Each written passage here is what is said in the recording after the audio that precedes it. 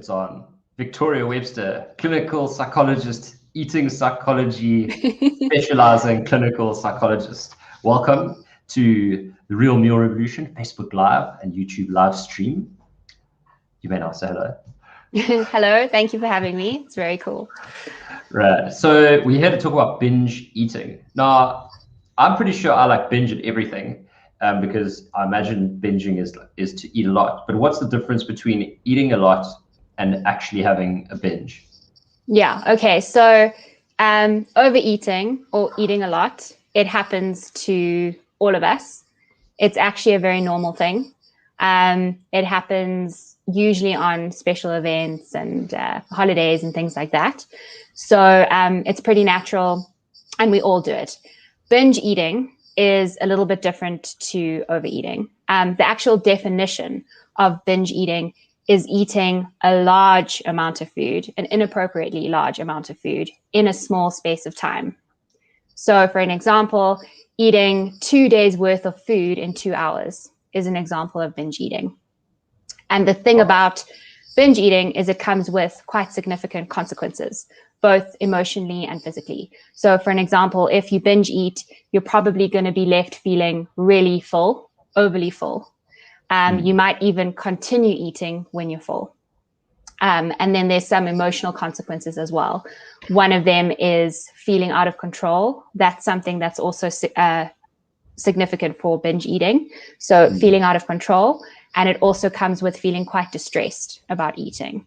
And another sort of symptom of binge eating is hiding. So hiding your food, lying about what you're eating, eating in secret, that's another one. So the consequences of binge eating are quite severe compared to just overeating. Well, so, and what else? I mean, so I just want to understand the difference because you said that it's associated with anxiety and loss of control. To me, it seems like binge eating is a loss of control. Are you saying that after someone has binged, they would then feel anxious, or are you saying you would feel anxious and lose control of eating and then you would binge? I think the eating itself is out of control. So usually there would be a trigger of probably anxiety or something else. And then there would be a loss of control in the eating. And then afterwards, feelings of shame and guilt and more anxiety. So yeah, but it's definitely associated with loss of control. That's an important one. And what causes it? So there are a whole bunch of different reasons that someone could be binge eating, but I think the biggest ones are emotional reasons. So trying to substitute needing something, getting your needs met with food, that's a big one. So for example, if you have a fight with somebody and you're left feeling unacknowledged and unheard, you might go to the fridge trying to fulfill that need. And kind of substitute it with eating. And of course, that's very dangerous for people because you can no longer kind of get your needs met or ask for what you need. You can't even identify your needs if you binge enough on that kind of thing. And then another big one is eating when you're feeling uncomfortable. So we've kind of all learned that, well, most of us have learned that emotions are bad and we shouldn't kind of feel them and we need to get on with it. And binge eating is just a very convenient form of disconnecting and numbing ourselves from what we feel are bad emotions or really uncomfortable emotions. So that's really the main thing about binge eating. It's usually connected with emotional eating. How does that mechanism work when you how do we decide what the thing is that we will do when we are feeling that discomfort you were talking about? So for instance, like you're saying binge eating happens when people feel uncomfortable or are stressed. What is it that says to us in our brains, like, well, you don't really know how to deal with this, but what I think you should do is eat? Like, what is that mechanism? I think it's probably just learning throughout our lives, like learning the associations of food. Food equals comfort. Food equals a quick fix. I think a lot of us grow up learning that. And then I think you have food companies and diet culture and all sorts of things telling us that food is going to be the answer to our problems. Just eat that, just do this. So I think it's really just an association that we learn over time, and it becomes pretty automatic. I don't think we necessarily always are saying, okay, I'm feeling really down, I'm going to go to the fridge.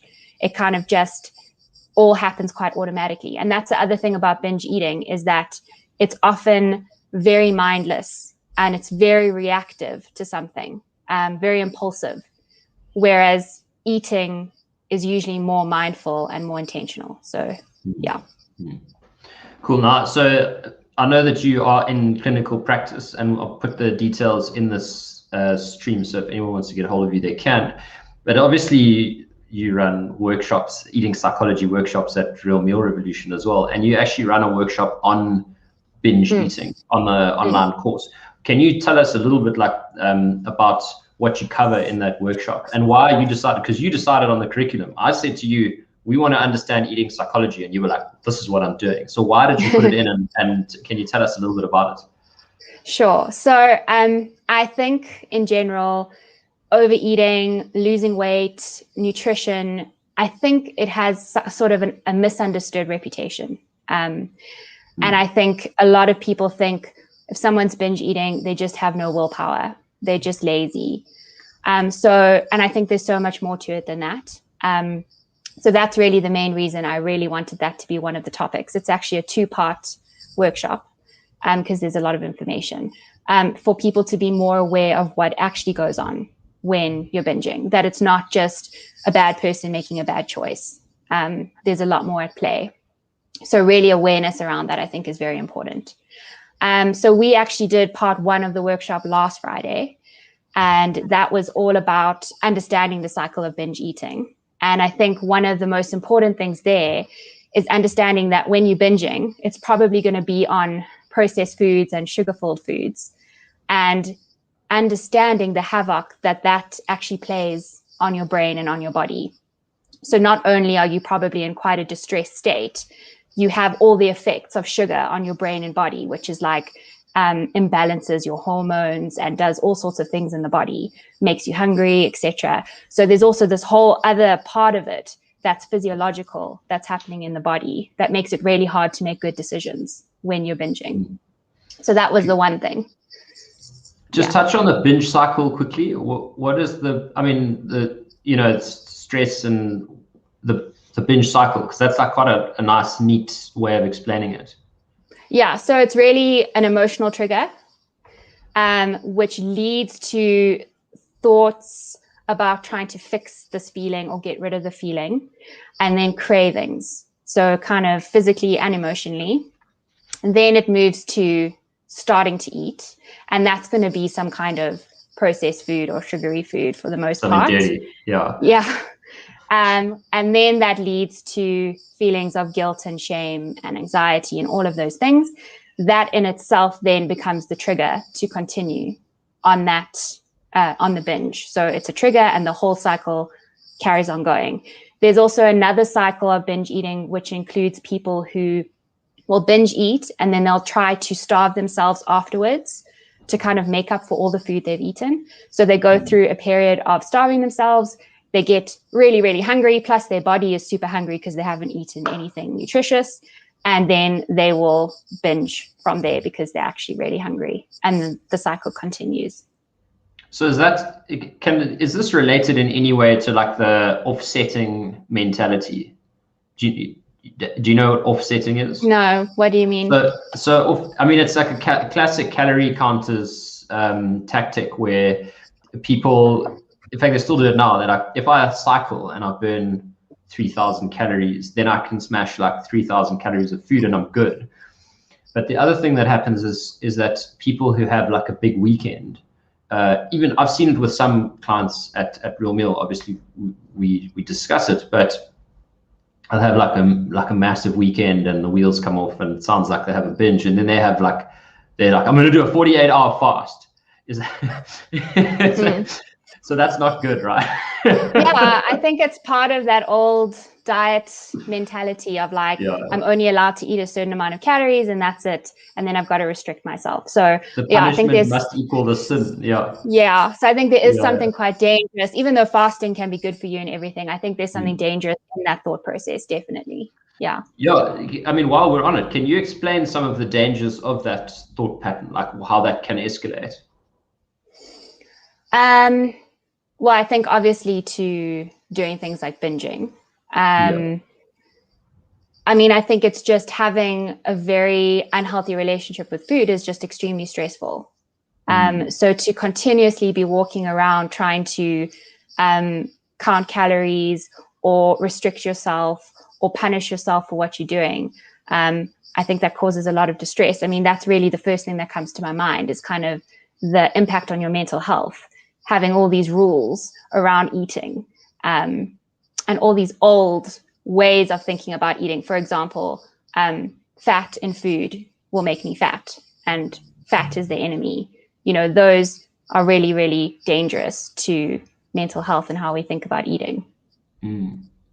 So that's something that comes up quite often because there's this, I suppose if you're going on a keto journey, you know, there are rules, you know, you shouldn't eat crap. And there's just like a lot of gray in there where there's some rules, you know, like don't offset, for instance, which is like, that's a bad rule. And then there's a good rule, like don't eat crap. How do you see that gray, or what advice do you give to people in trying to, you know, when they're trying to figure out like where the lines are or like how to approach this topic as a whole?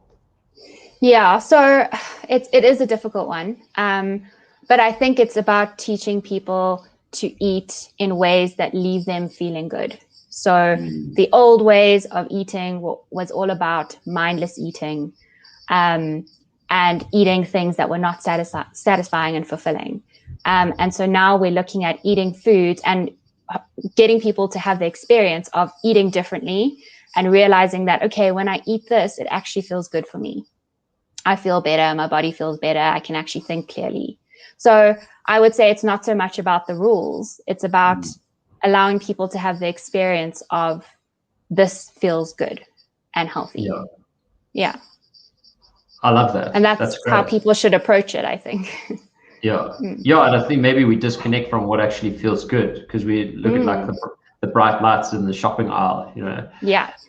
So, and I think just on that, we learn to disconnect from our bodies and we don't listen to them. I mean, certainly with dieting and yo-yo dieting and calorie counting, that's what we learn is like, we shouldn't be hungry at this point, or we should be hungry. And so we completely not listening to what our bodies actually need. Yeah. Gold. What can we do about binge eating? If we do, well, actually, before we get there, what are some of the alarm bells before we even get into what to do? Like so for instance, if I think I might be a binge eater, how can I find out whether I actually am or not? So I think it's really if you have these feelings of feeling out of control, that's probably an indication. Yeah, you feel like you can't stop. It doesn't feel intentional and mindful. That's probably quite a big red flag. But in saying that, I don't want binge eating to sound like this really scary, horrible, big thing that cannot be helped. Especially in this day and age, I think we turn to food for many different reasons. So I think the starting point around understanding binge eating is really trying to be aware of it. Just to start off by kind of taking away, demonizing the whole thing and acknowledging it and just being aware of it. I think that's the starting point to it. Okay. And maybe looking at that cycle and saying, okay, do I fit into it? And are there other things that we can binge? I mean, like, so for instance, if you have like a bender, like a drinking bender or like a drug bender or whatever, like, you know, everyone's got their vice, which I will contest at some point because you may not need a vice. Does everyone need a vice? Is there science? I think most people do have one, but yeah. I don't think everyone needs to have one. Yeah. Right. If that makes sense. So does the binge cycle exist outside of food as well? Like, can you get binge other things? Is it the same psychology? Does it? I think it's very, very similar. It's like in addiction, we can be addicted to substances like alcohol, but we also have things called process addictions, which is addictions to behaviors which make us feel a similar way. For example, gambling is a process addiction, Right. or shopping or gaming. Those are all behaviors that create the same response. So you take binging and it's exactly the same thing. We can binge on Netflix and social media. That's a huge one. Checking WhatsApp. Definitely. So many things we can binge on. I mean, even exercise. If you are preoccupied with exercising and exercising so much or too much, you can actually hurt yourself with exercise, even though it's sort of a healthy thing. And there's also an eating disorder called orthorexia. I don't know if you've heard of this. Yeah, tell me about it. Yeah, no, I know about it, but tell us more, yeah. It's really interesting because it reminds me of binging, because someone can be so preoccupied and fixated on healthy eating. That's what it is. And you think, well, that's good and well, it's only healthy eating. But someone can be so fixated on that they actually can't engage in relationships anymore if they don't follow whatever rules they set for the kinds of foods they need to eat. They just experience so much shame and so much stress that they can't actually manage in their lives. So parts of their lives start to fall apart because of their fixation on eating healthy, which we wouldn't think was a bad thing. So definitely binging in all areas of life. I want to go there for a little bit if we can. So here's another line. Like, someone's type 2 diabetic, they are highly inflamed, gluten intolerant, and we tell them the only way you're going to reverse your diabetes and extend your life is if you stop eating bread and cut out carbs, basically. And then we coach these people on how to like fit that into their lives, and they've got relationships that are forged on like drinking and eating crap, and like it's a family, we're Italian, like there's all this stuff that goes on. And so the alarm bell is like the relationships fall apart. And so I'm curious about like, how do you tell the difference between someone who's just desperately sticking to their diet because it's like the only way they can see them reversing their chronic ill health conditions, and someone who's like being extreme? Because from the outside, both would look extreme, right? I think as soon as I get what you're saying, that relationships will fall apart because you're changing. Yeah. But I think if there's continued kind of impairment in areas of their life or distress in different areas of their life because of their lifestyle and the foods they choose to eat, then you could start to look at, okay, this is maybe something that's getting to the extreme. But I think the initial changes and behavior changes that happen with changing lifestyle are normal. And that is going to be part of the process. But if those are prolonged, then I would look at what's really going on there. So like in the first 4 or 5 months, you can expect things to like almost reset themselves. But if you like isolated 2 years down the line, then you're doing it wrong. Yeah, exactly. Yeah, okay. Right, and if you're so stuck, you can't go out to dinner because you have to only eat off the green list and there's no other options for you. That's a red flag that's a problem. 2 years down the line. Yeah, that's a problematic thing. Yeah. I mean, my wife and I told people we couldn't come to dinner because the dinner was booked at a dim sum bar, and like we're gluten free, and there's literally like not a single. So we would have sat there for 2 hours and watched everyone eat dim sum, and they were cool about it. But I'm sure they had a few sniggles like at the table. Yeah. Jonno. So but the thing is, you're not declining all your invitations to see friends. That's a very specific. Yeah. So there's a difference there. Yeah. Yeah. Okay, cool. That makes sense. So what can we do? So you said, okay, awareness is the key. How do we interrupt that binge cycle? Yeah. So what I did in the workshop on Friday was I spoke about distress tolerance techniques. And they are really techniques used in a moment of crisis. So I'm all about facing emotion, feeling emotion, dealing with emotion. However, there are moments where it's very hard to. Either you're just too emotional and you're in a space where you can't actually calm down, things like that, or you're in a situation where you're at work with your boss. You can't go expressing your feelings to your boss necessarily. You have to just manage the moment. So those techniques are ways to just get to a place where you can think clearly again. And that's, I think, the beginning of breaking the cycle of eating and preventing it eventually, is using techniques like that to get away from a very emotional place or like an emotional trigger, and then being in a place where you can make a better decision. So one of the, I think it's a technique that a lot of people like. It's called delay, distract, decide. And we've been using it in a lot of the hero groups. People are trying them out as a process goal. So basically, something happens and you're feeling overwhelmed, for example, you will delay making the decision to walk to the fridge. So you could even give yourself a time limit. So like 10 minutes before I go to the fridge. Then you distract yourself for those 10 minutes. So there's like various different things that you can do to distract yourself. You could jump in the shower, you could go for a walk, you could do some work, whatever it is. And then by the time you've done that, you can then decide what you want to do. And by then you've calmed down and you're in a place where you can think more clearly.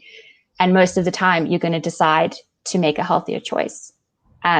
Or if you do decide to eat the thing you want to eat, maybe you can do it more intentionally and more mindfully, which is a bit healthier as well. Yeah. So those techniques are, I just think, amazing for helping that cycle where you're feeling out of control. It's a way for you to kind of create a little bit of a space between you and your decisions, and you can make some healthier choices. That's awesome. Oh, that's great. Victoria, it's been amazing having you. And I know we're going to have you back regularly, which I'm very excited about. Awesome. Where do people get hold of you? Yeah, so you know, like Victoria is actually a clinical psychologist, actively practicing as a, clinical psychologist. I think you do most stuff, but you like to specialize in eating psychology. Is that right? Yeah, and addiction, which are not that they're exactly the same, but there's some similarities. So yeah. Cool. How do people get hold of you? Right now, it's only email. Okay. So only an email address. Yeah. I'll pop your email in the link, and then let's not forget, you can attend all 12 of Victoria's workshops on Real Meal Revolution's online course, which I'll post a link to as well. And Victoria is currently running a hero group. You're running another hero group. Three hero groups. Yeah, 3 hero groups. Oh my greatness. Okay, so if you want to join the hero program and have Victoria as your coach, come to Real Meal Revolution. Rad. Okay, thanks so much. We'll see you next week. Thank you, Jonno. Thank you.